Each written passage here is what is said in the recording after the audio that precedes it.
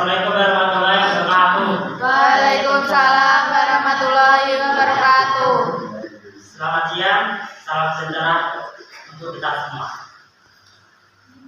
Yang terhormat Ibu Retno Sri Wahyuningsih selaku pembimbing seminar dan teman-teman yang hadir pada seminar siang hari ini yang kami sayang. Teman-temanku peserta seminar pada hari ini yang berbahagia.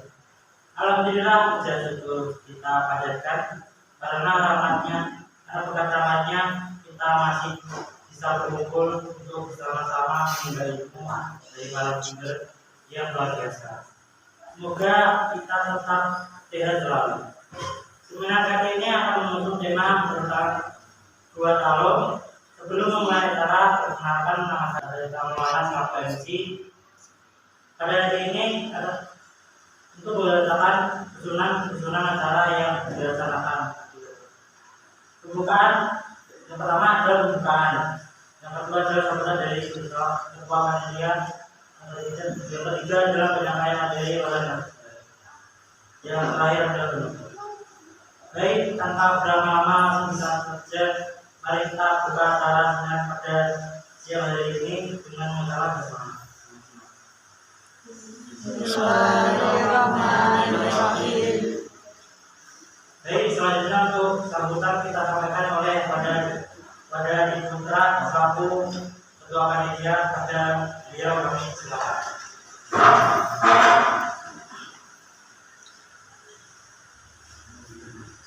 Assalamualaikum warahmatullahi wabarakatuh. Waalaikumsalam warahmatullahi wabarakatuh. Yang terhormat pada Ibu Retno Sri Wahyuningsih selaku guru sejarah kita serta teman-temanku yang kami hormati dan kami banggakan. Pertama-tama mari kita panjatkan puja dan puji syukur pada kehadirat Allah Subhanahu wa taala yang telah memberikan nikmat kepada kita semua berupa kesehatan jasmani dan rohani sehingga kita bisa ada di tempat ini dalam rangka acara seminar 2 tahun. Selanjutnya saya mengucapkan terima kasih pada teman-teman sekalian yang telah dengan tulus dan ikhlas meluangkan waktu untuk menghadiri pada acara hari ini. Wassalamualaikum warahmatullahi wabarakatuh. Waalaikumsalam warahmatullahi wabarakatuh. Terima kasih pada Wadah Putra selaku MC selaku panitia. Masuk acara kegiatan yaitu penyampaian materi oleh narasumber.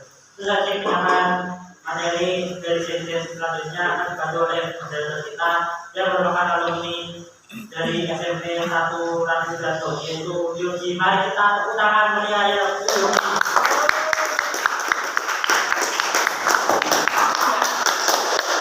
Baik, terima kasih kepada Rakyat sebagai yang telah memberikan kesempatan saya untuk melakukan rangkaian acara.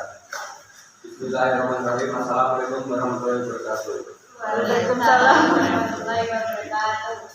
Yang terhormat Ibu Retno Sri Wahyuningsih selaku pembimbing acara seminar pada hari ini. Dan teman-teman yang berbahagia perkenalkan saya Yogi akan mengambil sesi seminar pada hari ini.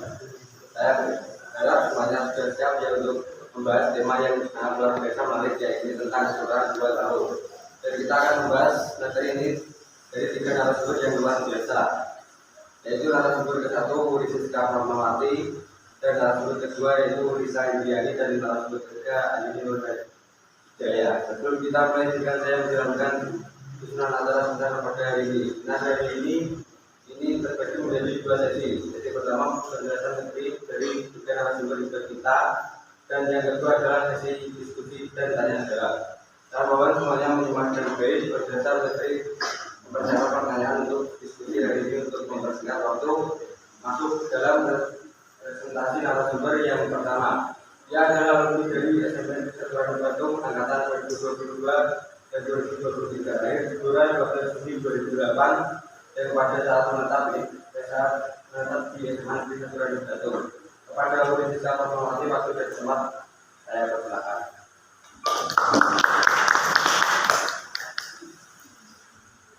Baik, terima kasih kepada moderator yang telah memberikan waktu pada saya. Di sini saya akan sedikit memberikan penjelasan tentang sejarah Kesultanan 2 tahun. Kerajaan Goa mencapai puncak kejayaan bersama Kerajaan Palu sekitar tahun 1511 hingga tahun 1669. Ketika kerajaan ini memegang hegemoni militer dan kedatangan atas wilayah timur Nusantara, termasuk di antaranya sebagian besar Sulawesi, beberapa bagian dari Maluku dan Nusa Tenggara, pesisir timur Kalimantan hingga wilayah utara. Dalam prosesnya menjadi kekaisaran maritim, kerajaan Goa mengembangkan berbagai inovasi dalam bidang pemerintahan, ekonomi, dan militer.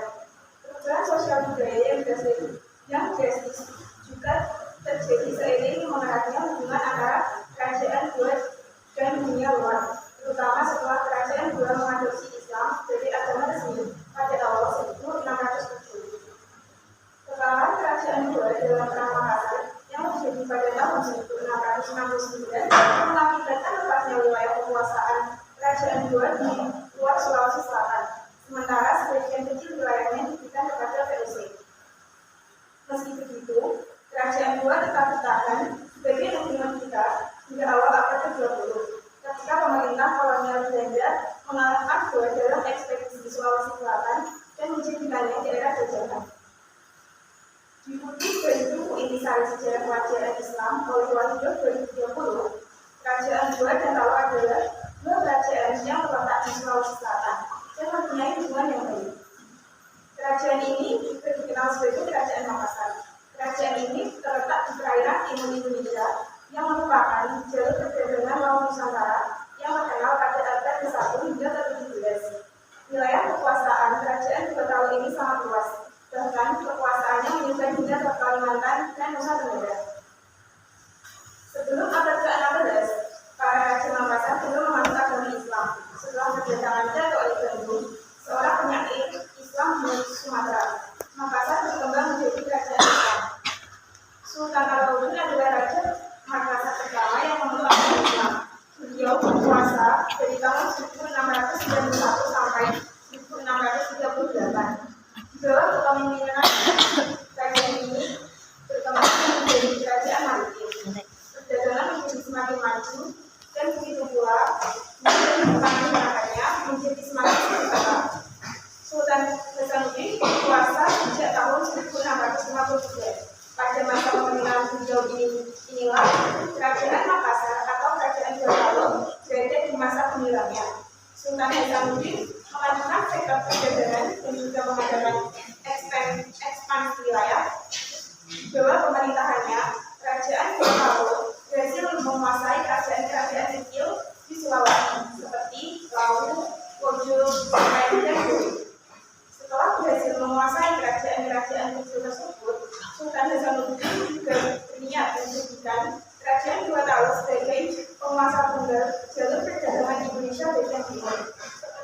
Untuk mewujudkan hal itu, Sultan Hasanuddin harus menghadapi kekuatan armada VOC sebelum bisa menguasai Maluku. Pada masa itu, Maluku yang armada masih ada dalam kekuasaan Belanda.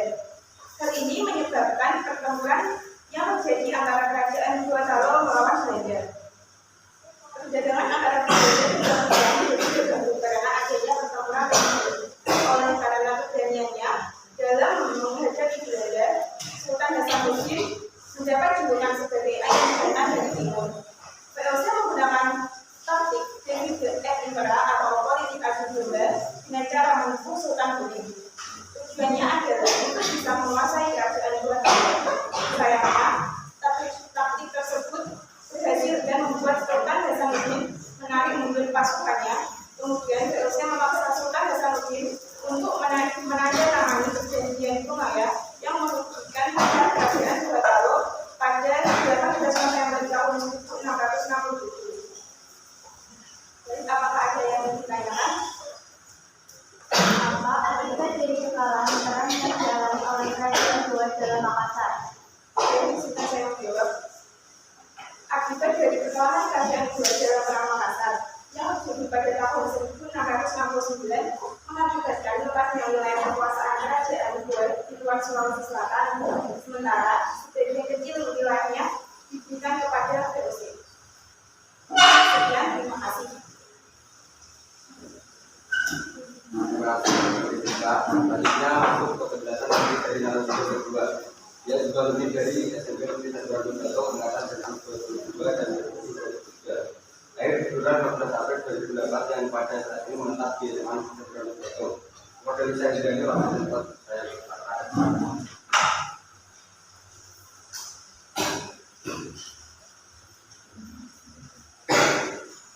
Terima kasih untuk moderator yang telah memberi saya waktu untuk menyampaikan materi kali ini.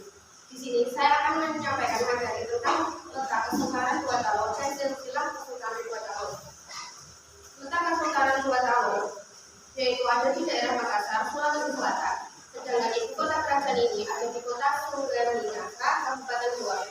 Tidak cuma di Sulawesi, wilayah kekuasaan Dua Talon sangat luas loh, bahkan hingga menyebar ke Kalimantan dan Nusa Tenggara. Kemudian silsilah Kesultanan Dua Talon.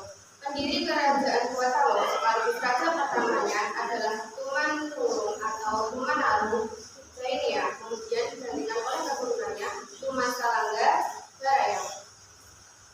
Kalau dilihat sebenarnya, silsilah kerajaan Dua Talon bisa dikatakan seperti ini. Selain karena panjangnya masa pemerintahan, kerajaan ini juga memiliki dua raja setiap masa pemerintahan. Sekarang kita akan membahas dulu raja-raja sebelum kerajaan Dua Talon masuk Islam. Jadi, ketika mereka masih menganut Hinduisme, karena dua ini yang lebih dominan dibandingkan Dua Talon. Di antaranya yaitu yang pertama, Tumanurung Zainiyah, kurang lebih 1300 Masehi. Yang kedua, Tuman Salangga Barayam. Yang ketiga, Wangloet Lembang. Yang keempat, Tuniata Badri. Yang kelima, Parampang Lidua. Yang keenam, Turangka Roki. Yang ketujuh, Batara Bua Tumaninguna Riparalapena. Yang kedelapan, Pakere Tauni Jalo Ripasuki. Yang kesembilan, Jai Witandre Karai. Yang ke-10, Mantri Wakau Dain Gonto. Yang ke-11, Raji Barani Dain Maromba. Yang ke-12, Manggorai Dain Mameta. Yang ke-13, Tebu Karang Dain Parangku. Nah, kerajaan yang mendirikan benteng Fort Rotterdam, benteng Sumbawa, dan menyatukan Dua Talon adalah raja ke-10. Kalian pasti kesulitan dalam mengira nama-nama raja tersebut. Raja-raja yang memerintah setelah menjadi kerajaan Islam namanya sudah tidak sulit pada masa pra-Islam, yaitu yang pertama Sultan Alauddin, yang kedua Sultan Malik Said, yang ketiga Sultan Hasanuddin, yang keempat Sultan Amir Hamzah, yang kelima Sultan Muhammad Ali, yang keenam Sultan Abdul Jalil, yang ketujuh Sultan Ismail, yang kedelapan Sultan Najamuddin, yang kesembilan Sultan Sirajuddin, yang ke-10 Sultan Abdul Qayyim, yang ke-11 Sultan Abdul Qudus, yang ke-12 Sultan Mahdudin, yang ke-13 Sultan Zainuddin, yang ke-14 Sultan Abdul Hadi, yang ke-15 Sultan Abdul Rauf, yang ke-16 Sultan Muhammad Zainal Abidin, yang ke-17 Sultan Abdul Qadir Aidin, yang ke-18 Sultan Muhammad Idris, yang ke-19 Sultan Muhammad Husain, yang ke-20 Sultan Muhammad Qadir Muhyiddin, dan yang terakhir Sultan Muhammad Abdul Qadir Aidin. Sekian dari saya. Adakah yang ingin bertanya?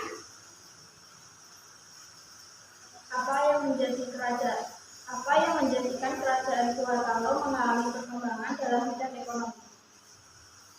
Izinkan saya menjawab.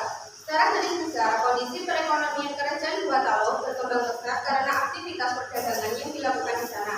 Selain itu, kerajaan Dua Talon memiliki letak strategis, sehingga membuat para saudagar muslim berbondong-bondong datang ke kerajaan ini untuk berdagang.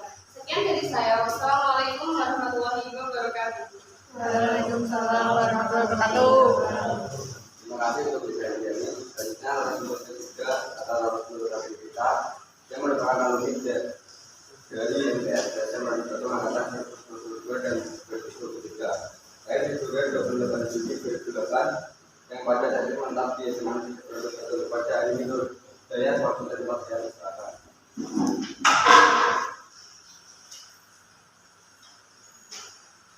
Jadi saya ucapkan terima kasih